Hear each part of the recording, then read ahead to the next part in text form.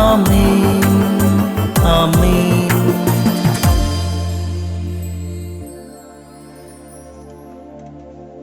യേശുവിന്റെ ഏറ്റവും പ്രിയമുള്ളവനെ, വെളിപാടിന്റെ പുസ്തകം 3-ാം അധ്യായം 19-20 വാക്യങ്ങൾ. ഇതാ ഞാൻ വാതിൽക്കൽ മുട്ടുന്നു, ഇതാ ഞാൻ വാതിൽക്കൽ മുട്ടുന്നു. ആരെങ്കിലും എന്റെ സ്വരം കേട്ട് വാതിൽ തുറന്നു തന്നാൽ ഞാൻ അവന്റെ അടുത്തേക്ക് വരും, ഞങ്ങൾ ഒരുമിച്ച് ഭക്ഷിക്കും. ഒരു വാതിൽ തുറക്കലിന് ഒരു വിരുന്നുണ്ട്. എവിടെങ്കിലും മനസ്സിന്റെ വാതിൽ തുറന്നാൽ, ഒരു നന്മയുടെ വാതിൽ തുറന്നാൽ നമുക്കൊരു സമ്മാനമുണ്ട്.